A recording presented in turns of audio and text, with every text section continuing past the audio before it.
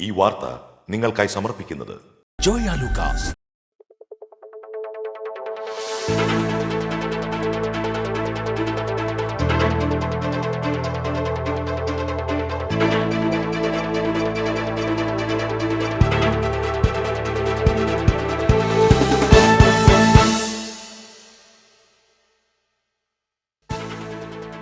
വിവിധ ജില്ലകളിൽ അരങ്ങേറിയ സ്കൂൾ കലോത്സവങ്ങളിലെ കോഴ ആരോപണം സംബന്ധിച്ച് അന്വേഷിക്കാൻ വിദ്യാഭ്യാസ മന്ത്രി നിർദ്ദേശിച്ചു.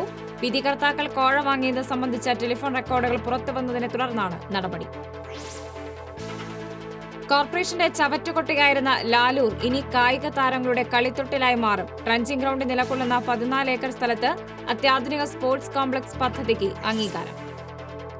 സ്കൂൾ യൂണിഫോമും ഇന്ധനവും അലങ്കാര വസ്തുക്കളും ജയിലിൽ നിന്ന് പൊതുജനങ്ങൾക്ക് ലഭിക്കും.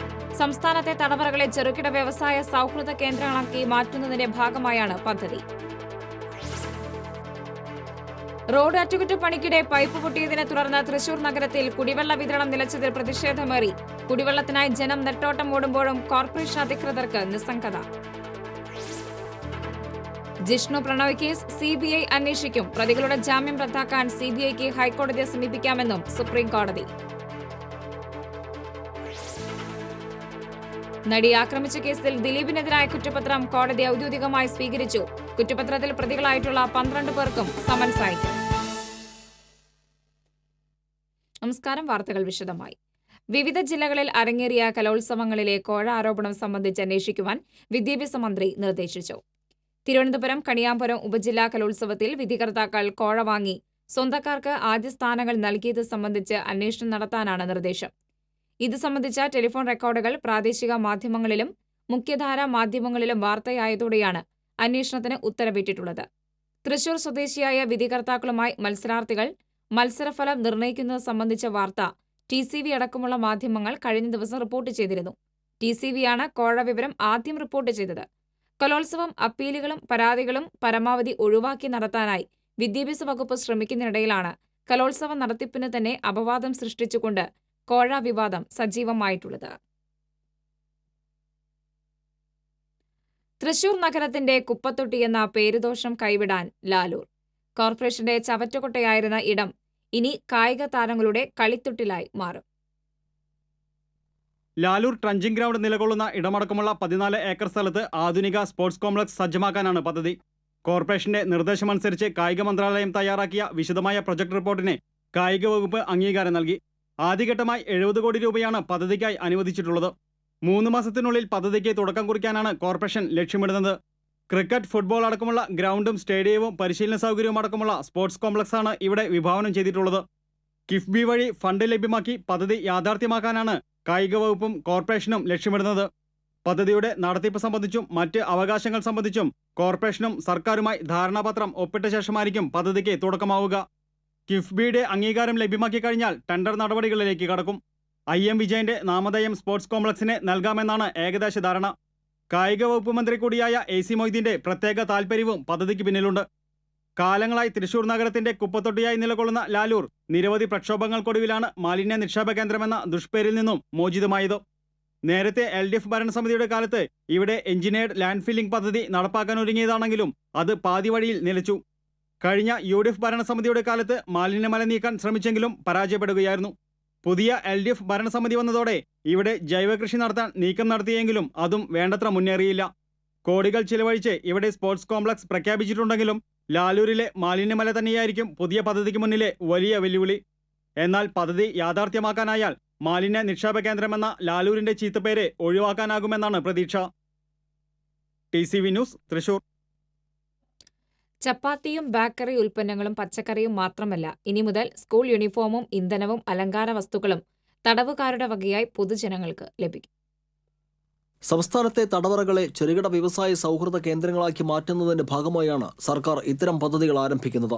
സംസ്ഥാനത്തെ 3 സെൻട്രൽ ജയിലുകളിൽ ആദ്യം പദ്ധതി നടപ്പിലാക്കും.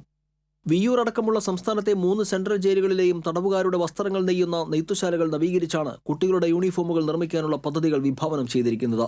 കഴിഞ്ഞ ദിവസം വ്യവസായ വകുപ്പ് മന്ത്രി AC മൊയ്തീൻ വിയ്യൂർ ജയിലിലെ നെയ്ത്തുശാല സന്ദർശിച്ചതോടെ കാര്യങ്ങൾക്ക് വേഗം കൂടി. പദ്ധതി നിർവഹണത്തിന് ജില്ലാ വ്യവസായ കേന്ദ്രത്തെ മന്ത്രി ചുമതലപ്പെടുത്തുകയും ചെയ്തു. ഇത് ജയിൽ വകുപ്പിന് വികസനത്തിന്റെ പുത്തൻ പ്രതീക്ഷകളാണ് നൽകുന്നത്. ജീവനക്കാർക്ക് ആവശ്യമായ പരിശീലനവും വ്യവസായ കേന്ദ്രം നൽകും. നിലവിലെ നെയ്ത്തുശാലയ്ക്ക് 40 തൊഴിലാളികളെയാണ് അനുവദിച്ചിരിക്കുന്നതെങ്കിലും ഉൽപ്പാദനം കുറവായതിനാൽ 20ഓളം തൊഴിലാളികൾ മാത്രമാണ് ഇവിടെയുള്ളത്. 11 പവർലൂമും 10 ഹാൻഡ്ലൂമും 7 ടൈലറിംഗ് മെഷീനുമടങ്ങുന്ന നിലവിലെ നെയ്ത്ത് പരിശീലന ഉൽപ്പാദനശാല 40 അംഗ തൊഴിലാളികളെ ഉപയോഗപ്പെടുത്തി വിപുലീകരിക്കാനാണ് ലക്ഷ്യമിടുന്നത്.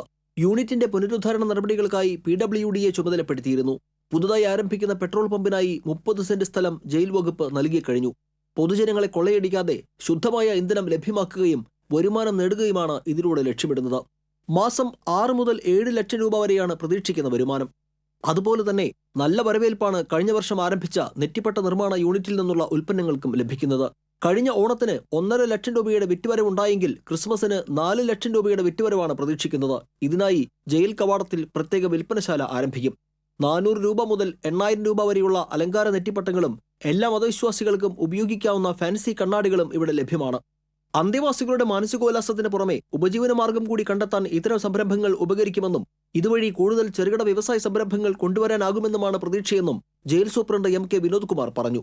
മന്ത്രി വ്യവസായ കേന്ദ്ര മാനേജരെ ചുമതലപ്പെടുത്തി ചെറുകിട ചില വ്യവസായങ്ങൾ ജയിലിലേക്ക് കൊണ്ടുവരാമെന്ന് ഉറപ്പ് നൽകിയിട്ടുണ്ട്. നല്ല ക്വാളിറ്റിയുള്ള തുണികൾ സ്കൂൾ യൂണിഫോമിന് നമുക്ക് തയ്യാറാക്കി കൊടുക്കാനും സാധിക്കും. പശു വളർത്തൽ, പൂക്കൃഷി, ആട്, പന്നിക്കൃഷി തുടങ്ങിയവയും ജയിൽ കേന്ദ്രീകരിച്ച് നടക്കുന്നുണ്ട്. വർഷത്തിൽ ശരാശരി 2.5 മുതൽ 3 കോടി രൂപ വരെയാണ് സർക്കാരിലേക്ക് വിയ്യൂർ ജയിലിൽ നിന്ന് അടയ്ക്കുന്നത്. പുതിയ സംരംഭങ്ങൾ കൊണ്ടുവന്ന് കൂടുതൽ ഹൈടെക് ആകാൻ ഒരുങ്ങുകയാണ് സംസ്ഥാനത്തെ ജയിലുകൾ, പ്രത്യേകിച്ച് Viyyur central jail. News desk TCV. Road അറ്റകുറ്റപ്പണിക്കിടെ പൈപ്പ് പൊട്ടിയതിനെ തുടർന്ന് തൃശൂർ നഗരത്തിലെ കുടിവെള്ള വിതരണം നിലച്ചിട്ട് 10 ദിവസത്തോളമാകുന്നു. കുടിവെള്ളത്തിനായി ജനം നെട്ടോട്ടം ഓടുമ്പോഴും കോർപ്പറേഷൻ അധികൃതർക്ക് നിസ്സംഗത. പൂങ്കുന്ന റെയിൽവേ സ്റ്റേഷന് സമീപം റോഡിന് കുറുകെ ഓവുപാലം നിർമ്മിക്കുന്നതിന്റെ ഭാഗമായി JCB ഉപയോഗിച്ച് കുഴിയെടുക്കുന്നതിനിടെയാണ് കോർപ്പറേഷന്റെ കുടിവെള്ള വിതരണ പൈപ്പ് പൊട്ടിയത്. ഇതോടെ പൂങ്കുന്നം, പാട്ടുരായ്ക്കൽ, കോട്ടപ്പുറം, തേക്കിൻകാട്, കുട്ടംകുളങ്ങര മേഖലകളിലെല്ലാം കുടിവെള്ളം കിട്ടാക്കനിയായി മാറി. കോർപ്പറേഷന്റെ കുടിവെള്ള വിതരണത്തെ ഏറെ ആശ്രയിക്കുന്ന നഗരമധ്യത്തിലെ പ്രദേശങ്ങളായ ഇവിടങ്ങളിലെ ജനങ്ങൾ പ്രശ്നം ഉടൻ തന്നെ കൗൺസിലർ അടക്കമുള്ളവരെ അറിയിച്ചിരുന്നു. എന്നാൽ പ്രശ്നപരിഹാരം മാത്രമുണ്ടായില്ല. രാഷ്ട്രീയ പാർട്ടികളുടെ നേതൃത്വത്തിൽ ചില പ്രദേശങ്ങളിൽ സമാന്തര കുടിവെള്ള വിതരണം നടത്തിയെങ്കിലും മേഖലയിൽ കുടിവെള്ളക്ഷാമം രൂക്ഷമായി തുടരുകയാണ്. പ്രശ്നം ദിവസങ്ങൾ പിന്നിടുന്ന വേളയിൽ നാട്ടുകാർ പ്രതിഷേധവുമായി മേയറുടെ ചേംബറിലെത്തുകയും ചെയ്തു. എറണാകുളത്ത് നിന്ന് കാസ്റ്റ് അയൺ പൈപ്പ് എത്തിച്ച് ഉടൻ പ്രശ്നം പരിഹരിക്കുമെന്ന ഉറപ്പാണ് ഇക്കാര്യത്തിൽ മേയർ പ്രദേശവാസികൾക്ക് നൽകിയത്. എന്നാൽ കുടിവെള്ളക്ഷാമം രൂക്ഷമായതോടെ വൻതുകയ്ക്ക് കുടിവെള്ളം വാങ്ങിക്കുടിക്കേണ്ട ഗതികേടിലാണിപ്പോൾ നഗരവാസികൾ. നമുക്ക് കിണറുണ്ടായിട്ടൊന്നും പൈപ്പ് ഉണ്ടായിട്ടും കാര്യമില്ല. 70 രൂപ കൊടുത്തിട്ട് ഓരോ കുപ്പി വെള്ളം മേടിക്കുന്നു, എന്നിട്ടാണ് നമ്മൾ കുടിക്കുന്നത്. അടുത്തുള്ള വീട്ടുകാരുടെ സഹായത്തുമില്ല കഴിയണ. കംപ്ലൈന്റ് പറഞ്ഞു എന്നിട്ട് കാര്യമുണ്ട് ഒന്നും ഉണ്ടായിട്ടില്ല. ആൾക്കാരും കുടിക്കാനൊക്കെ എങ്ങനെയൊക്കെ കിണറ്റിന്നൊക്കെ അവിടുന്ന് ഇവിടുന്നൊക്കെ കൊണ്ടുവരും. ഈ കുടിക്കാൻ വെള്ളത്തിന് എന്ത് ചെയ്യും? ആവശ്യമുള്ളൊരു കുപ്പി വെള്ളം മേടിക്കും, ഇല്ലാത്തൊരു സ്ഥിതി ഭയങ്കര കഷ്ടം തന്നെ.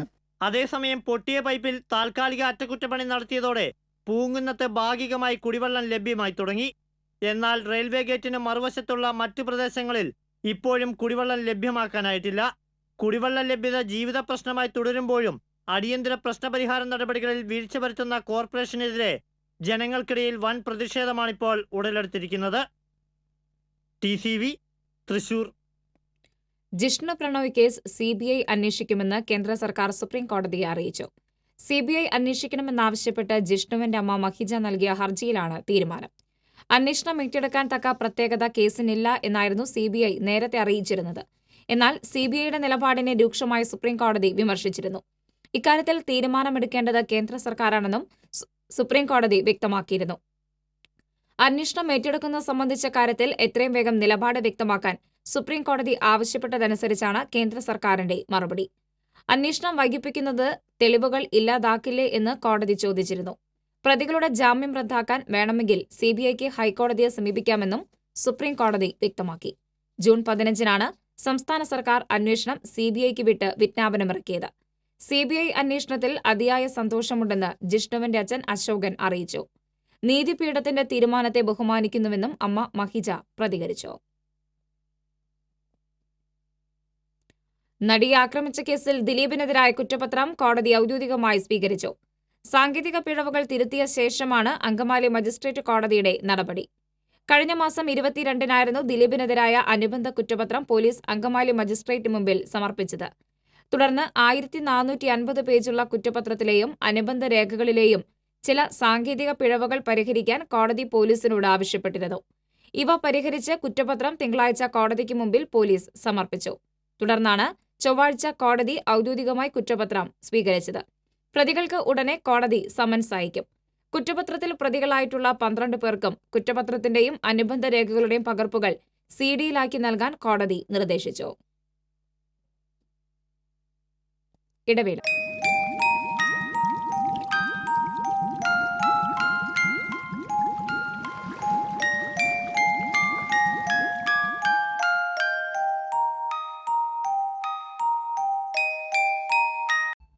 വാർത്തകളിലേക്ക്.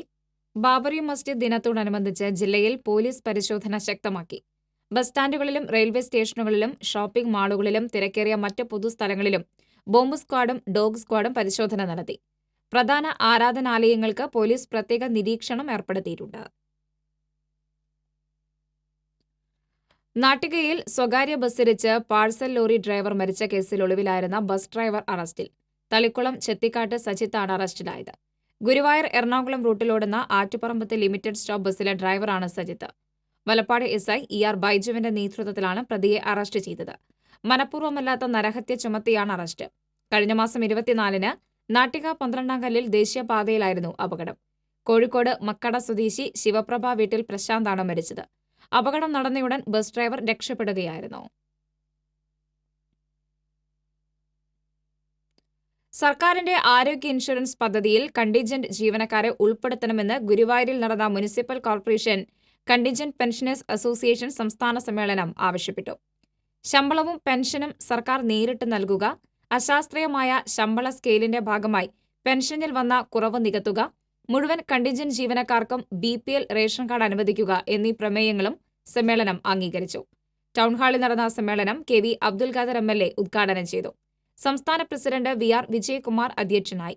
ഗുരുവായൂർ നഗരസഭാ chairperson professor PK Santhakumari, Kunnamkulam നഗരസഭാ ചെയർമാൻ സീതാ രവീന്ദ്രൻ, ചാവക്കാട് നഗരസഭാ ചെയർമാൻ NK അക്ബർ തുടങ്ങിയവർ സംസാരിച്ചു.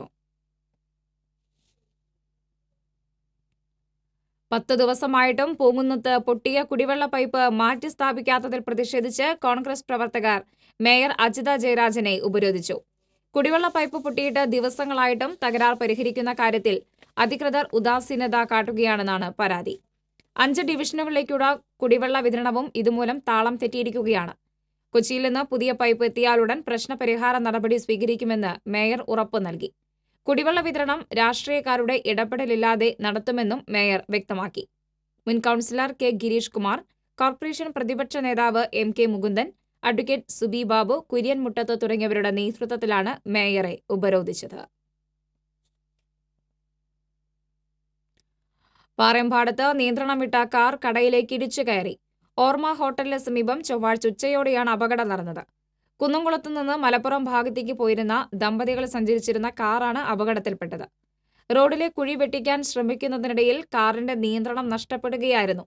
തുടർന്ന് സമീപത്തെ വീടിന്റെ മതിലിലും വൈദ്യുതി കാലിലും ഇടിച്ച കാർ യൂസ്ഡ് ബൈക്കുകൾ വിൽക്കുന്ന കടയിലേക്ക് ഇടിച്ചു കയറി. ഇവിടെ നിർത്തിയിട്ടിരുന്ന 2 ബൈക്കുകൾ തകർന്നു. അപകടത്തിൽ ആർക്കും പരിക്കില്ല. ചിറങ്ങരയിൽ ബൈക്ക് മറിഞ്ഞ് യുവാവ് മരിച്ചു. കൊടകര വല്ലപ്പാടി ചിറ്റിയത്ത് പറമ്പിൽ ശശിയുടെ മകൻ 22 വയസ്സുള്ള അഭിലാഷാണ് മരിച്ചത്. ചൊവ്വാഴ്ച പുലർച്ചെ 1 മണിക്കായിരുന്നു അപകടം. ഗുരുതരമായി പരിക്കേറ്റ യുവാവ് ആലുവ രാജഗിരി ആശുപത്രിയിൽ വെച്ച് രാവിലെയാണ് മരിച്ചത്. ഡിസംബർ 31-നകം സീഷ്മ കൊടുങ്കാറ്റ് വീശുമെന്ന പേരിൽ പ്രചാരണം.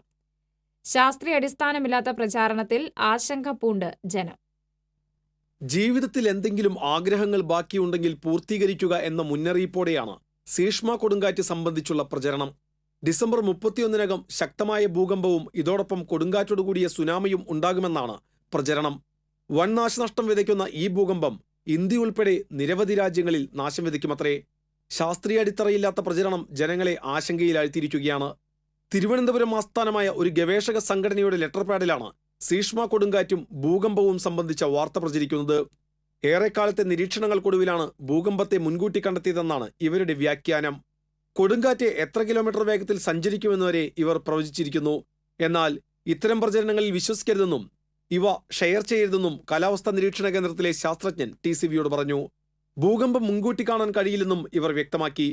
ഇതേസമയം ജനങ്ങളുടെ ആശങ്കയകറ്റാനോ വ്യാജ പ്രചാരകർക്കെതിരെ നടപടിയെടുക്കാനോ മതിയായ വിശദീകരണം നൽകാനോ അധികാരികൾ തയ്യാറായിട്ടില്ല എന്നത് ഇത്തരം വ്യാജ പ്രചാരകരുടെ എണ്ണം കൂടാൻ കാരണമാവുകയാണ്. TCV തൃശൂർ. സ്വർണ്ണാഭരണ വിപണന രംഗത്തെ വിശ്വസ്തതയുടെ പര്യായമായ കല്യാൺ ജ്വല്ലേഴ്സിന്റെ പുതിയ ഷോറൂം ഈ മാസം 8-ന് ബാംഗ്ലൂരിലെ മല്ലേശ്വരത്ത് ഉദ്ഘാടനം ചെയ്യും. കല്യാൺ ജ്വല്ലേഴ്സിന്റെ 118ാമത് ഷോറൂമാണ് ബംഗളൂരുവിൽ പ്രവർത്തനം ആരംഭിക്കുന്നത്. ഈ മാസം 8-ന് രാവിലെ 11:30-ന് ബംഗളൂരു മല്ലേശ്വരത്ത് ആരംഭിക്കുന്ന പുതിയ ഷോറൂമിന്റെ ഉദ്ഘാടനം കല്യാൺ ജ്വല്ലേഴ്സ് ബ്രാൻഡ് അംബാസിഡറും ചലച്ചിത്ര താരങ്ങളുമായ ശിവരാജ് കുമാർ, പ്രഭു, മഞ്ജു വാര്യർ എന്നിവർ ചേർന്ന് നിർവഹിക്കും. അതിവേഗം വളരുന്ന ജ്വല്ലറി ശൃംഖലയായ കല്യാൺ ജ്വല്ലേഴ്സിന്റെ പുതിയ 3 ഷോറൂമുകൾ കൂടി ഈ മാസം ഉദ്ഘാടനം ചെയ്യുമെന്ന് Kalyan Jewellers chairman and managing director TS Kalyanaraman അറിയിച്ചു. ദുരിതാശ്വാസ ക്യാമ്പുകളിൽ കഴിയുന്നവരിലേറെ പേർ മറ്റു സുരക്ഷിത കേന്ദ്രങ്ങളിൽ കഴിയുന്നുണ്ടെന്ന് തീരദേശവാസികൾ. കഴിഞ്ഞ ദിവസങ്ങളിലുണ്ടായ ഏറ്റവും വലിയ പ്രകൃതി ദുരന്തത്തിന് ഇരകളായത് ആയിരക്കണക്കിന് ആളുകളാണ്. എറിയാട്, അഴീക്കോട്, എടവിലങ്ങ് എന്നീ വില്ലേജുകളിലെ 5 ദുരിതാശ്വാസ ക്യാമ്പുകളിലായി 1097 പേരാണ് കഴിയുന്നത്. ക്യാമ്പിലെത്താതെ ബന്ധുവീടുകളിലും മറ്റും അഭയം തേടിയവരുടെ കണക്ക് കൂടി ചേർത്താൽ ദുരിതബാധിതരുടെ എണ്ണം 5000 കവിയും. കൊടുങ്ങല്ലൂർ താലൂക്ക് പരിധിയിൽ ഏകദേശം 50ഓളം വീടുകൾ പൂർണ്ണമായി നശിച്ചിട്ടുണ്ട് എന്നാണ് അനൌദ്യോഗിക കണക്ക്. ഇവയിൽ ചിലത് ആൾതാമസമില്ലാത്തവയാണ്. കടൽഭിത്തി മുതൽ ടിപ്പു സുൽത്താൻ റോഡ് വരെയുള്ള 2 കിലോമീറ്റർ പ്രദേശത്ത് കടൽ കയറി ഉപയോഗശൂന്യമായ വീടുകൾ ഏറെയാണ്. അർഹതയുണ്ടായിട്ടും തങ്ങൾക്ക് അവകാശപ്പെട്ട നഷ്ടപരിഹാരം ലഭിക്കാതെ പോകുമോ എന്ന ആശങ്കയിലാണ് ദുരിതാശ്വാസ ക്യാമ്പുകൾക്ക് പുറത്തുള്ള തീരദേശവാസികൾ. ചുഴലിക്കാറ്റിൽ കുടുങ്ങിക്കിടക്കുന്ന മത്സ്യത്തൊഴിലാളികളെ തേടി ജനപ്രതിനിധികളും പൊതുപ്രവർത്തകരും കടലിലിറങ്ങി. തീരദേശ പോലീസിന്റെ ബോട്ടിലാണ് ET ടൈസൺ MLAയുടെ നേതൃത്വത്തിലുള്ള സംഘം കടലിൽ റോന്തു ചുറ്റിയത്. എറിയാട് പഞ്ചായത്ത് പ്രസിഡന്റ് പ്രസാദിനി മോഹനൻ, ജില്ലാ പഞ്ചായത്ത് അംഗം നൌഷാദ് കൈതവളപ്പിൽ, കടലോര ജാഗ്രതാ സമിതി പ്രവർത്തകരായ അഷ്റഫ് പൂവത്തിങ്കൽ, PA മനാഫ് എന്നിവരടങ്ങിയ സംഘം 10 നോട്ടിക്കൽ മൈൽ ദൂരം കടലിൽ സഞ്ചരിച്ചു. ഇതിനിടെ ബോട്ടിന്റെ ഇരട്ട എഞ്ചിനുകളിലൊന്ന് തകരാറിലായതിനെ തുടർന്ന് യാത്ര അവസാനിപ്പിച്ചു. ഓഖി ചുഴലിക്കാറ്റിനെ തുടർന്ന് കടലിൽ കുടുങ്ങിയ മത്സ്യബന്ധന തൊഴിലാളികൾക്കു വേണ്ടി തെരച്ചിൽ നടന്നുവരികയാണ്. ഇടവേള.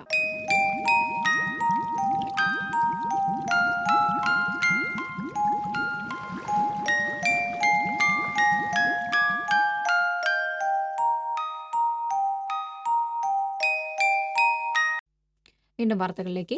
4 നാൾ നീണ്ട കടൽക്ഷോഭത്തെ തുടർന്ന് ചളിയും വെള്ളവും നിറഞ്ഞ തീരപ്രദേശത്ത് ശുചീകരണ പ്രവർത്തനവുമായി വിവിധ സംഘടനകളെത്തി. അഴീക്കോട് മുതൽ കാര വരെയുള്ള പ്രദേശങ്ങളിൽ 100 കണക്കിന് സന്നദ്ധ പ്രവർത്തകരാണ് ശുചീകരണം നടത്തിയത്. പുരയിടങ്ങളിലെയും റോഡിലെയും മണ്ണും മാലിന്യവും നീക്കി ഉപയോഗയോഗ്യമാക്കി. സേവാഭാരതി, DYFI, SKSSF, SSF തുടങ്ങി വിവിധ സംഘടനകൾ സന്നദ്ധ പ്രവർത്തനത്തിനായി ഉണ്ടായിരുന്നു. കടൽക്ഷോഭ ബാധിതർക്ക് സഹായം എത്തിക്കുന്നതിനായി കൊടുങ്ങല്ലൂരിലെ VTS ഗ്രൂപ്പിന്റെ ബസ്സുകൾ സേവനയാത്ര നടത്തി. അഴീക്കോട് റൂട്ടിലോടുന്ന VTS ഗ്രൂപ്പിന്റെ 5 ബസ്സുകളുടെ ഒരു ദിവസത്തെ കളക്ഷൻ ദുരിതബാധിതർക്കായിരുന്നു. ET ടൈസൺ MLA ബസ്സുകളുടെ കാരുണ്യയാത്ര ഉദ്ഘാടനം ചെയ്തു. എറിയാട് പഞ്ചായത്ത് പ്രസിഡന്റ് പ്രസാദിനി മോഹനൻ അധ്യക്ഷത വഹിച്ചു. ജില്ലാ പഞ്ചായത്ത് അംഗം നൌഷാദ് കൈതവളപ്പിൽ, അഷ്റഫ് പൂവത്തിങ്കൽ തുടങ്ങിയവർ പങ്കെടുത്തു. കടൽക്ഷോഭത്തെ തുടർന്ന് ഏങ്ങണ്ടിയൂർ കോട്ട കടപ്പുറം ഫിഷറീസ് സ്കൂളിലെ ദുരിതാശ്വാസ ക്യാമ്പിൽ കഴിയുന്നവർക്ക് പുതുവസ്ത്രങ്ങളും ഭക്ഷ്യവസ്തുക്കളും കോൺഗ്രസ് പ്രവർത്തകർ വിതരണം ചെയ്തു. DCC ജനറൽ സെക്രട്ടറി CB ഗീതയുടെ നേതൃത്വത്തിലാണ് ക്യാമ്പിൽ കഴിയുന്ന 8 കുടുംബങ്ങൾക്ക് പുതുവസ്ത്രങ്ങൾക്കൊപ്പം അരിയും പലവ്യഞ്ജനങ്ങളും പച്ചക്കറികളും വിതരണം ചെയ്തത്. 20ഓളം പേർ ക്യാമ്പിലുണ്ട്. ക്യാമ്പിൽ കഴിയുന്നവർക്ക് തങ്ങളുടെ വീടുകളിൽ തിരിച്ചെത്തി സാധാരണ ജീവിതം നയിക്കാനുള്ള നടപടികൾ സർക്കാർ സ്വീകരിക്കണമെന്ന് CB ഗീത ആവശ്യപ്പെട്ടു. മഹിളാ കോൺഗ്രസ് സംസ്ഥാന സെക്രട്ടറി സുബൈദ മുഹമ്മദ്, മണ്ഡലം കോൺഗ്രസ് പ്രസിഡന്റ് ഉണ്ണികൃഷ്ണൻ കാര്യാട്ട്, ഇർഷാദ് K ചേറ്റുവ എന്നിവരും ദുരിതാശ്വാസ ക്യാമ്പിൽ എത്തിയിരുന്നു. എറിയാട് AMI UP സ്കൂളിന് ജില്ലാ കളക്ടറുടെ ചുമതലയുള്ള ADM CV സജൻ ബുധനാഴ്ച അവധി പ്രഖ്യാപിച്ചു. കടലാക്രമണത്തെ തുടർന്ന് ദുരിതാശ്വാസ ക്യാമ്പ് പ്രവർത്തിക്കുന്നതിനാലാണ് സ്കൂളിന് അവധി പ്രഖ്യാപിച്ചത്. കടൽ സാധാരണ നിലയിലായതോടെ മത്സ്യത്തൊഴിലാളികൾ മീൻപിടുത്തത്തിന് എത്തിത്തുടങ്ങി. കയ്പമംഗലം, വഞ്ചിപ്പുര, കുരിക്കുഴി, കമ്പനിക്കടവ്, ചാമക്കാല തുടങ്ങിയ സ്ഥലങ്ങളിലാണ് ദിവസങ്ങളോളം വറുതിയിലായിരുന്ന തൊഴിലാളികൾ മീൻപിടുത്തത്തിനിറങ്ങിയത്. ചെറുവള്ളങ്ങളിലും മൂടുവെട്ടി വള്ളങ്ങളിലും അധികം ദൂരത്തിൽ പോകാതെയാണ് ഇപ്പോൾ മീൻപിടുത്തം. എന്നാൽ മീൻപിടുത്തം സാധാരണ നിലയിലാകാൻ ഇനിയും ദിവസങ്ങളെടുക്കുമെന്നാണ് തൊഴിലാളികൾ പറയുന്നത്. ഓഖി ചുഴലിക്കാറ്റിനെ തുടർന്ന് 6 ദിവസത്തോളമായി കടലിൽ പോകാൻ കഴിയാതിരുന്ന മത്സ്യത്തൊഴിലാളി കുടുംബങ്ങളിൽ പലരും പട്ടിണിയുടെ വക്കെത്തിയിരുന്നു. കടലിലിറങ്ങാൻ ഔദ്യോഗിക അനുമതി ലഭിച്ചിട്ടില്ലെങ്കിലും ദിവസങ്ങളായി വരുമാനം നിലച്ച തൊഴിലാളികൾ നിത്യച്ചെലവുകൾക്കായി നട്ടം തിരിഞ്ഞതോടെ വള്ളവും വലയുമായി വീണ്ടും കടലിലേക്ക് ഇറങ്ങുകയായിരുന്നു. വിട പറഞ്ഞ് 1 വർഷം പിന്നിടുമ്പോഴും ജയലളിതയുടെ മരണത്തിലെ ദുരൂഹത ഒഴിഞ്ഞിട്ടില്ല. 2016 ഡിസംബർ 5-നായിരുന്നു ജയലളിതയുടെ വേർപാട്. ഒരു ജനതയെ ഇത്രയേറെ സ്വാധീനിച്ച ഒരു വനിതയും തെന്നിന്ത്യയിൽ സമീപകാലത്തുണ്ടായിട്ടില്ല. 2016 ഡിസംബർ 5-നായിരുന്നു ജയലളിത എന്ന ആ വനിതാ നേതാവിന്റെ വേർപാട്. നിർജ്ജലീകരണത്തെ തുടർന്ന് ചെന്നൈ അപ്പോളോ ആശുപത്രിയിൽ പ്രവേശിപ്പിച്ച ജയലളിത 2.5 മാസത്തിന് ശേഷമാണ് ആശുപത്രിയിൽ തന്നെ മരണപ്പെടുന്നത്. ആശുപത്രിയിൽ പ്രവേശിപ്പിച്ചതിന് ശേഷം അവരെ ആരും കണ്ടിട്ടില്ല. കേന്ദ്ര നേതാക്കൾക്ക് വരെ കാണാനായില്ല. ജയലളിത ആശുപത്രിയിൽ ഭക്ഷണം കഴിക്കുന്നത് കണ്ടുവെന്ന് പറഞ്ഞ അന്നത്തെ ഒരു മന്ത്രിയും പിന്നീട് മൊഴിമാറ്റി. സമ്മർദ്ദത്തിന് വഴങ്ങിയായിരുന്നു അങ്ങനെ പറഞ്ഞതെന്നാണ് അദ്ദേഹം വെളിപ്പെടുത്തിയത്. ഇന്നും മരണം ദുരൂഹമായി തുടരുമ്പോൾ ജയലളിതയുടെ തോഴി ശശികലയുടെ നേതൃത്വത്തിലുള്ള മന്നാർഗുഡി മാഫിയയുടെ പ്രതാപവും മങ്ങിയിരിക്കുന്നു. എങ്കിലും 100 കണക്കിന് കോടി രൂപ വിലമതിക്കുന്ന ജയലളിതയുടെ സ്വത്തുക്കൾ ആർക്കെന്ന് ഇനിയും തീരുമാനമുണ്ടായിട്ടില്ല. 900 ഏക്കർ കോടനാട് എസ്റ്റേറ്റ് ഉൾപ്പെടെയുള്ള സ്വത്തുക്കളെ സംബന്ധിച്ച് ജയലളിത വിൽപത്രവും എഴുതിയിട്ടില്ല. കോടനാട് എസ്റ്റേറ്റുമായി ബന്ധപ്പെട്ട് നിരവധി ദുരൂഹ മരണങ്ങളും ഒരു വർഷത്തിനിടെയുണ്ടായി. എന്തായാലും ജയലളിതയുടെ വേർപാടിന്റെ കണ്ണീർ നനവ് തമിഴ് മക്കൾക്ക് ഇനിയും വിട്ടകന്നിട്ടില്ല. അമ്മ ഉപ്പ് മുതൽ അമ്മ സിമന്റ് വരെ ഒരുക്കിയ ആ മികവുറ്റ ഭരണാധികാരിക്ക് പകരമാവാൻ ആർക്കുമാകില്ല. ചെന്നൈ മറീന ബീച്ചിൽ അമ്മ ജയലളിത അന്ത്യവിശ്രമം കൊള്ളുന്ന ഇടം അതുകൊണ്ട് തന്നെ തമിഴ് ജനതയ്ക്ക് ഒരു തീർത്ഥാടന കേന്ദ്രം കൂടിയാവുകയാണ്. 1 വർഷത്തിനിടയിൽ തമിഴ് രാഷ്ട്രീയം ഒട്ടൊന്നുമല്ല കലങ്ങിമറിഞ്ഞിട്ടുള്ളത്. ജയലളിതയുടെ മരണത്തെ തുടർന്ന് ഒഴിവുവന്ന RK നഗറിൽ ഈ മാസം 17-നാണ് ഉപതെരഞ്ഞെടുപ്പ്. തെരഞ്ഞെടുപ്പ് ഫലം തമിഴ് രാഷ്ട്രീയത്തിൽ നിർണായകമായിരിക്കും. TCV തൃശൂർ. വിവിധ ആവശ്യങ്ങൾ ഉന്നയിച്ച് Kerala water authority pensioners association ആഭിമുഖ്യത്തിൽ സംസ്ഥാന വ്യാപകമായി വാട്ടർ അതോറിറ്റി ഹെഡ് ഓഫീസിന് മുന്നിലും ജില്ലാ കേന്ദ്രങ്ങളിലും ധർണ നടത്തി. പെൻഷൻ പരിഷ്കരണത്തിൽ ഇനിയും ലഭിക്കാനുള്ള ആനുകൂല്യം പൂർണ്ണമായും പെൻഷൻകാർക്ക് നൽകുക, തടഞ്ഞുവച്ചിരിക്കുന്ന മെഡിക്കൽ അലവൻസും ഓണം ഫെസ്റ്റിവൽ അലവൻസും തിരിച്ചു നൽകുക, പെൻഷൻ ബാധ്യത സർക്കാർ ഏറ്റെടുക്കുക തുടങ്ങിയ ആവശ്യങ്ങൾ ഉന്നയിച്ച് Thrissur Sakthan Nagar water authority superintending എഞ്ചിനീയറുടെ ഓഫീസിന് മുന്നിൽ നടന്ന ധർണ അസോസിയേഷൻ സംസ്ഥാന സെക്രട്ടറി VV പരമേശ്വരൻ ഉദ്ഘാടനം ചെയ്തു. ജില്ലാ പ്രസിഡന്റ് TC വർഗീസ് അധ്യക്ഷത വഹിച്ചു. Secretary VR Lalithakumari, KL Poly, PP Ajith Kumar തുടങ്ങിയവർ സംസാരിച്ചു. ബഹ്റൈനിൽ ദുരൂഹ സാഹചര്യത്തിൽ മരിച്ച യുവതിയുടെ മൃതദേഹം വീണ്ടും പോസ്റ്റ്മോർട്ടത്തിന് അയച്ചു. പുല്ലൂറ്റ് ചാപ്പാറ കൊച്ചപ്പിള്ളി ജോസിന്റെ മകൾ 30 വയസ്സുള്ള ജിനിയെ ആണ് മനാമയ്ക്ക് സമീപമുള്ള ഫ്ളാറ്റിൽ മരിച്ച നിലയിൽ കണ്ടെത്തിയത്. മരണത്തിൽ ദുരൂഹതയുണ്ടെന്നാരോപിച്ച ബന്ധുക്കൾ ജിനിയെ ഗൾഫിലേക്ക് കൊണ്ടുപോയ ചാലക്കുടിക്കാരിയായ സ്ത്രീയെ തടഞ്ഞുവെച്ചു. പിന്നീട് പോലീസ് എത്തി ഇവരെ സ്റ്റേഷനിലേക്ക് കൊണ്ടുപോയി. മനാമയിൽ പോസ്റ്റ്മോർട്ടം നടത്തിയ മൃതദേഹം ജിനിയുടെ ഭർത്താവ് ആന്റണിയുടെ പരാതി പ്രകാരമാണ് തൃശൂർ മെഡിക്കൽ കോളേജിലേക്ക് വീണ്ടും പോസ്റ്റ്മോർട്ടത്തിനായി കൊണ്ടുപോയത്. സാക്ഷര കേരളത്തിൽ മനുഷ്യന്റെ നിലനിൽപ്പിനാവശ്യമായ മണ്ണും ജലവും അപകടകരമായ രീതിയിൽ മലിനപ്പെട്ടുകൊണ്ടിരിക്കുകയാണെന്ന് ഡോക്ടർ PK ബിജു MP പറഞ്ഞു. ഭൂമിക്കായുള്ള കരുതൽ മണ്ണിൽ നിന്നേ തുടങ്ങാം എന്ന സന്ദേശവുമായി സംഘടിപ്പിച്ച ലോക മണ്ണ് ദിനാചരണത്തിന്റെ ജില്ലാതല ഉദ്ഘാടനം നിർവഹിച്ച് സംസാരിക്കുകയായിരുന്നു അദ്ദേഹം. സംസ്ഥാനത്തെ 44 നദികളും വിഷവസ്തുക്കളുടെ ഉറവിട കേന്ദ്രങ്ങളാണ്. സാക്ഷരതയുടെ കാര്യത്തിൽ ഏറെ മുന്നിലുള്ള സംസ്ഥാനത്ത് ജലമലിനീകരണം 33% കുതിച്ചുയരുമ്പോൾ അയൽ സംസ്ഥാനമായ തമിഴ്നാട്ടിൽ ഇത് വെറും 4%ആണെന്നും ബിജു കൂട്ടിച്ചേർത്തു. വടക്കാഞ്ചേരി ചാത്തഞ്ചിറ മിനി ഡാം പരിസരത്ത് നടന്ന ചടങ്ങിൽ അനിൽ അക്കര MLA അധ്യക്ഷനായി.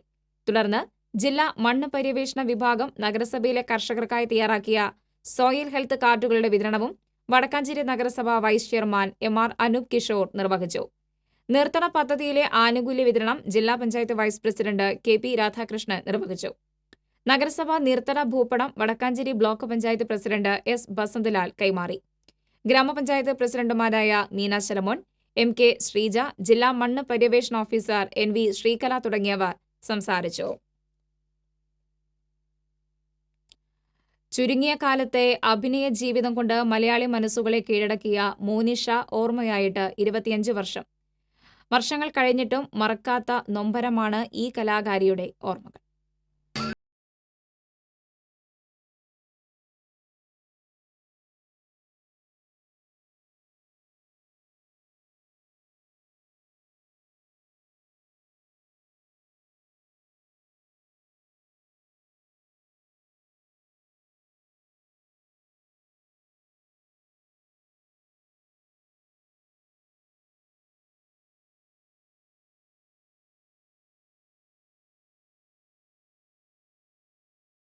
മലയാളി പ്രേക്ഷകരെ വിസ്മയിപ്പിക്കുകയായിരുന്നു. ഈ ചെറുപ്രായത്തിൽ തന്നെ ആദ്യ ചിത്രത്തിലൂടെ ദേശീയ തലത്തിൽ മികച്ച നടിക്കുള്ള ഉർവശി അവാർഡ് നേടിയ മോനിഷയെ ഇന്ത്യൻ ചലച്ചിത്ര ലോകം അമ്പരപ്പോടെയാണ് സ്വീകരിച്ചത്. ചിത്രത്തിലെ വിനീത് മോനിഷ ജോഡികളുടെ അഭിനയവും ഗാനങ്ങളും വളരെയധികം പ്രേക്ഷക ശ്രദ്ധ പിടിച്ചുപറ്റിയിരുന്നു. നിഷ്കളങ്കമായ ചിരിയും അത്ഭുതം തുടിക്കുന്ന കണ്ണുകളും നീണ്ട മുടിയുമായി ഗൗരി എന്ന കഥാപാത്രം ഇന്നും പ്രേക്ഷക മനസ്സിൽ ജീവിക്കുന്നുണ്ട്. അതിനുശേഷം വർഷത്തിൽ 1-2 ചിത്രങ്ങളിൽ മാത്രമാണ് മോനിഷ അഭിനയിച്ചത്. അഭിനയ രംഗത്ത് വന്ന് 6 വർഷം കൊണ്ട് 25ഓളം ചിത്രങ്ങളിൽ മാത്രമേ അഭിനയിച്ചുള്ളൂവെങ്കിലും അഭിനയിച്ച ചിത്രങ്ങളിലെ കഥാപാത്രങ്ങളെയെല്ലാം അവിസ്മരണീയമാക്കാൻ ഈ കലാകാരിക്ക് കഴിഞ്ഞു.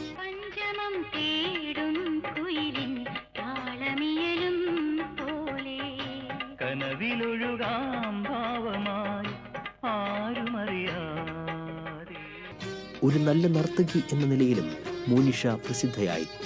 ഇന്ത്യക്കകത്തും പുറത്തുമായി അനവധി വേദികൾ അവർ തന്റെ നടന വൈഭവം കൊണ്ട് കീഴടക്കിയിട്ടുണ്ട്. ചുരുങ്ങിയ നാളുകൾ കൊണ്ട് വെള്ളിത്തിരയിൽ തിളങ്ങിയ മോനിഷയെ വിധിയുടെ ക്രൂരത തട്ടിയെടുക്കുന്നത് 21-ാം വയസ്സിലായിരുന്നു. 1992 ഡിസംബർ 5 നടന്ന ആ വാഹനാപകടം മൂലം നമുക്ക് നഷ്ടമായത് ഒരിക്കലും മായാത്ത മഞ്ഞൾ പ്രസാദത്തെയാണ്. Cultural desk TCV. ഇടവേള.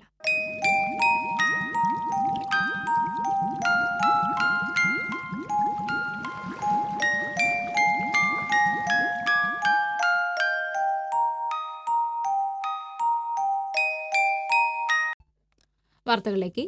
വിവിധ വകുപ്പുകളുടെ ഏകോപനത്തിൽ ജില്ലാ പഞ്ചായത്ത് സംഘടിപ്പിച്ച POCSO act seminar Manishada Thrissur Vimala കോളേജിൽ നടന്നു. 5 വർഷമാകുന്ന പോക്സോ ആക്ടിൽ നമ്മുടെ കുട്ടികൾ സുരക്ഷിതരോ എന്ന വിഷയത്തെ അടിസ്ഥാനമാക്കിയാണ് സെമിനാർ സംഘടിപ്പിച്ചത്. വർദ്ധിച്ചുവരുന്ന പോക്സോ കേസുകളുടെ കാരണങ്ങളും നിയമവശങ്ങളെക്കുറിച്ചുള്ള ബോധവൽക്കരണവും സമീപകാലത്തെ കേസുകളുടെ എണ്ണവുമെല്ലാം നിരത്തിയുള്ള ക്ലാസുകളാണ് നടന്നത്. അംഗൻവാടി അധ്യാപകർ, സ്കൂൾ കൌൺസിലർമാർ, സൂപ്പർവൈസർമാർ, ചൈൽഡ് ഡെവലപ്മെന്റ് ഓഫീസർമാർ, വിവിധ സ്ഥാപന സൂപ്രണ്ടുമാർ, പ്രതിനിധികൾ എന്നിവർക്കു വേണ്ടിയായിരുന്നു സെമിനാർ. ജില്ലാ സാമൂഹിക നീതി വകുപ്പ്, child line, child welfare committee എന്നിവയുടെ സംയുക്താഭിമുഖ്യത്തിൽ നടന്ന seminar child welfare committee chairman PO George ഉദ്ഘാടനം ചെയ്തു. POCSO special public prosecutor advocate Pius Mathew, DYSP Muhammad Arif, child line ജില്ലാ കോർഡിനേറ്റർ അഞ്ജലി, ഭാനുമതി, ജോർജ് പുലിക്കുത്തിയിൽ തുടങ്ങിയവർ ക്ലാസുകൾക്ക് നേതൃത്വം നൽകി. തൃശൂർ സഹോദയ സ്കൂൾ കോംപ്ലക്സിന്റെ ആഭിമുഖ്യത്തിൽ ഇന്റർ സ്കൂൾ സയൻസ് എക്സിബിഷൻ സംഘടിപ്പിച്ചു.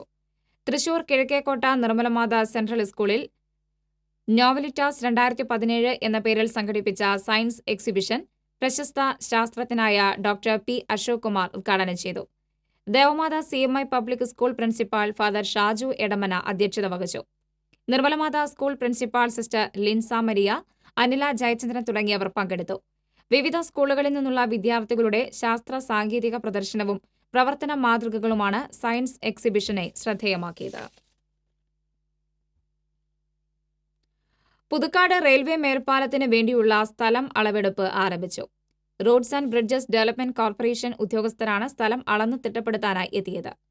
ദേശീയപാതകളെ തമ്മിൽ ബന്ധിപ്പിക്കുന്ന പുതുക്കാട് ഇരിങ്ങാലക്കുട പ്രധാന പാതയിലാണ് മേൽപ്പാലം വരുന്നത്. നിലവിലെ റെയിൽവേ ഗേറ്റുകൾക്കിടയിലായാണ് മേൽപ്പാലത്തിന്റെ സ്ഥാനം. സംസ്ഥാന സർക്കാർ കഴിഞ്ഞ ബജറ്റിൽ 40 കോടി രൂപയാണ് മേൽപ്പാലത്തിനായി വകയിരുത്തിയിരിക്കുന്നത്. കിഫ്ബിയിൽ ഉൾപ്പെടുത്തി സമർപ്പിച്ച പദ്ധതിക്ക് 1 മാസം മുമ്പ് അനുമതി ലഭിച്ചിരുന്നു. പാലത്തിന്റെ സ്ഥാനം രേഖപ്പെടുത്തൽ അടുത്ത ദിവസം പൂർത്തിയാക്കും. തുടർന്ന് സ്ഥലം ഏറ്റെടുക്കുന്നതിനുള്ള നടപടികൾ ആരംഭിക്കും. ഷൂട്ടിങ്ങിനിടെ ദേഹാസ്വാസ്ഥ്യം അനുഭവപ്പെട്ട നടി ചാർമിള കൊരട്ടിയിലെ സ്വകാര്യ ആശുപത്രിയിൽ ചികിത്സ തേടി. ചൊവ്വാഴ്ച വൈകിട്ടാണ് വാളൂരിലെ ലൊക്കേഷനിൽ ചാർമിള തലകറങ്ങി വീണത്. ഉടനെ സഹപ്രവർത്തകർ ഇവരെ കൊരട്ടിയിലെ ആശുപത്രിയിൽ എത്തിക്കുകയായിരുന്നു. എന്നാൽ പരിശോധനയിൽ ഡോക്ടർമാർക്ക് അസ്വാഭാവികമായി ഒന്നും കണ്ടെത്താനായില്ല. തുടർന്ന് ഡ്രിപ്പ് നൽകിയ ശേഷം ചാർമിളയെ വിട്ടയച്ചു. നിതീഷ് കെ നായർ സംവിധാനം ചെയ്യുന്ന 10ാം ക്ലാസ്സിലെ പ്രണയം എന്ന ചിത്രത്തിന്റെ ചിത്രീകരണമാണ് ചൊവ്വാഴ്ച വാളൂരിലെ ഒരു വീട്ടിൽ നടന്നത്. ഏതാനും ദിവസമായി വൈന്തല സെന്റ് മേരീസ് ഹൈസ്കൂളിൽ ചിത്രത്തിന്റെ പ്രധാന ഭാഗങ്ങൾ ചിത്രീകരണം നടക്കുന്നുണ്ട്. പുനർനിർമ്മിച്ച ഒല്ലൂർ ഹാച്ചറിയിൽ മുട്ടക്കോഴി കുഞ്ഞുങ്ങളുടെ ആദ്യ ബാച്ച് വിരിയിച്ചെടുത്തു. 1000 മുട്ടകൾ കഴിഞ്ഞ 21-നാണ് അടവച്ചത്. ഇതിൽ 900ഓളം മുട്ടകളും വിരിയിക്കാൻ കഴിഞ്ഞു. ജില്ലാ പഞ്ചായത്തിന് കീഴിൽ പ്രവർത്തിച്ചിരുന്ന ഹാച്ചറി 40 ലക്ഷത്തോളം രൂപ മുടക്കി പുനർനിർമ്മിക്കുകയും പുതിയ സൗകര്യങ്ങൾ ഒരുക്കുകയുമായിരുന്നു. ഇറച്ചിക്കോഴികളെയും വിരിയിച്ച് കുടുംബശ്രീ യൂണിറ്റുകളുടെ സംരംഭങ്ങളിലൂടെ വിൽപ്പനയ്ക്കെത്തിക്കാനും പദ്ധതിയുണ്ട്. കാലാവസ്ഥാ വ്യതിയാനം മൂലം കൂടുതൽ നാശം സംഭവിക്കുന്നത് കേരളത്തിലായിരിക്കുമെന്ന് മുൻ chief secretary SM Vijayanand. Life മിഷന്റെ ഭാഗമായി ചെലവ് കുറഞ്ഞ പ്രകൃതി സൗഹൃദ വീട് നിർമ്മാണത്തെക്കുറിച്ച് കിലയിൽ സംഘടിപ്പിച്ച ഏകദിന ശില്പശാലയിൽ മുഖ്യപ്രഭാഷണം നടത്തുകയായിരുന്നു അദ്ദേഹം. കെട്ടിട നിർമ്മാണത്തിൽ മാത്രം ഒതുങ്ങുന്നതല്ല ലൈഫ് മിഷൻ എന്നും അദ്ദേഹം പറഞ്ഞു. Costford executive director TR Chandradath ആമുഖാവതരണം നടത്തി. കില പ്രൊഫസർ ഡോക്ടർ സണ്ണി ജോർജ് അധ്യക്ഷനായി. വിവിധ ഗ്രാമ ബ്ലോക്ക് ജില്ലാ പഞ്ചായത്തുകളിലെ ക്ഷേമകാര്യ സ്റ്റാൻഡിംഗ് കമ്മിറ്റി ചെയർമാൻമാർ, ബ്ലോക്ക് പഞ്ചായത്തുകളിൽ ഭവന നിർമ്മാണവുമായി ബന്ധപ്പെട്ട് പ്രവർത്തിക്കുന്ന ഉദ്യോഗസ്ഥർ, എഞ്ചിനീയറിംഗ് കോളേജുകളിലെയും പോളിടെക്നിക്കുകളിലെയും തെരഞ്ഞെടുക്കപ്പെട്ട അധ്യാപകർ, വിദ്യാർത്ഥികൾ എന്നിവരാണ് ശില്പശാലയിൽ പങ്കെടുത്തത്. LDFന്റെ നേതൃത്വത്തിൽ ഒളരിക്കരയിൽ സംയുക്ത കർഷക ധർണ സംഘടിപ്പിച്ചു. കേരള കർഷക സംഘം ജില്ലാ സെക്രട്ടറി ഡേവിസ് സായാഹ്ന ധർണ ഉദ്ഘാടനം ചെയ്തു. അയ്യന്തോൾ മേഖലാ കിസാൻ സഭ സെക്രട്ടറി ഷാജു കുണ്ടോളി അധ്യക്ഷനായി. ലോക ഭിന്നശേഷി ദിനാചരണത്തിന്റെ ഭാഗമായി സർവശിക്ഷാ അഭിയാൻ പുഴയ്ക്കൽ BRCയുടെ നേതൃത്വത്തിൽ ഒന്നിച്ചൊന്നായി എന്ന പേരിൽ പരിപാടി സംഘടിപ്പിച്ചു. ഒളരിക്കര പ്രിയദർശിനി ഹാളിൽ നടന്ന പരിപാടി crime detachment ACP Babu K Thomas ഉദ്ഘാടനം ചെയ്തു. പുഴയ്ക്കൽ ബ്ലോക്ക് പ്രസിഡന്റ് ലൈജൂസി എടക്കളത്തൂർ അധ്യക്ഷനായി. SSA ജില്ലാ പ്രൊജക്ട് ഓഫീസർ ബിന്ദു പരമേശ്വരൻ പദ്ധതി വിശദീകരണം നടത്തി. West AEO Ajitha Kumari, TS Raveendran, panchayat പ്രസിഡന്റുമാർ തുടങ്ങിയവർ പങ്കെടുത്തു. BRCയുടെ പരിധിയിൽ വരുന്ന പൊതുവിദ്യാലയങ്ങളിലെ പ്രത്യേക പരിഗണന അർഹിക്കുന്ന കുട്ടികളുടെ വ്യത്യസ്ത തരം കഴിവുകൾ കണ്ടെത്തുന്നതിനായാണ് ദിനാചരണം സംഘടിപ്പിച്ചിരിക്കുന്നത്. പ്രധാന വാർത്തകൾ വീണ്ടും. വിവിധ ജില്ലകളിൽ അരങ്ങേറിയ സ്കൂൾ കലോത്സവങ്ങളിലെ കോഴ ആരോപണം സംബന്ധിച്ച് അന്വേഷിക്കാൻ വിദ്യാഭ്യാസ മന്ത്രി നിർദ്ദേശിച്ചു. വിധികർത്താക്കൾ കോഴ വാങ്ങിയത് സംബന്ധിച്ച ടെലിഫോൺ റെക്കോർഡുകൾ പുറത്തുവന്നതിനെ തുടർന്നാണ് നടപടി. കോർപ്പറേഷന്റെ ചവറ്റുകുട്ടിയായിരുന്ന ലാലൂർ ഇനി കായിക താരങ്ങളുടെ കളിത്തൊട്ടിലായി മാറും. റഞ്ചിങ് ഗ്രൗണ്ട് നിലകൊള്ളുന്ന 14 ഏക്കർ സ്ഥലത്ത് അത്യാധുനിക സ്പോർട്സ് കോംപ്ലക്സ് പദ്ധതിക്ക് അംഗീകാരം. സ്കൂൾ യൂണിഫോമും ഇന്ധനവും അലങ്കാര വസ്തുക്കളും ജയിലിൽ നിന്ന് പൊതുജനങ്ങൾക്ക് ലഭിക്കും. സംസ്ഥാനത്തെ തടവറകളെ ചെറുകിട വ്യവസായ സൗഹൃദ കേന്ദ്രങ്ങളാക്കി മാറ്റുന്നതിന്റെ ഭാഗമായാണ് പദ്ധതി. റോഡ് അറ്റകുറ്റപ്പണിക്കിടെ പൈപ്പ് പൊട്ടിയതിനെ തുടർന്ന് തൃശൂർ നഗരത്തിൽ കുടിവെള്ള വിതരണം നിലച്ചതിൽ പ്രതിഷേധമേറി. കുടിവെള്ളത്തിനായി ജനം നെട്ടോട്ടം ഓടുമ്പോഴും കോർപ്പറേഷൻ അധികൃതർക്ക് നിസ്സംഗത. ജിഷ്ണു പ്രണോയ് കേസ് CBI അന്വേഷിക്കും. പ്രതികളുടെ ജാമ്യം റദ്ദാക്കാൻ CBIക്ക് ഹൈക്കോടതിയെ സമീപിക്കാമെന്ന് സുപ്രീം കോടതി. നടിയെ ആക്രമിച്ച കേസിൽ ദിലീപിനെതിരായ കുറ്റപത്രം കോടതി ഔദ്യോഗികമായി സ്വീകരിച്ചു. കുറ്റപത്രത്തിൽ പ്രതികളായിട്ടുള്ള 12 പേർക്കും സമൻസ് അയക്കും. ഇതോടെ വാർത്താ ബുള്ളറ്റിൻ പൂർണ്ണമാകുന്നു. നമസ്കാരം.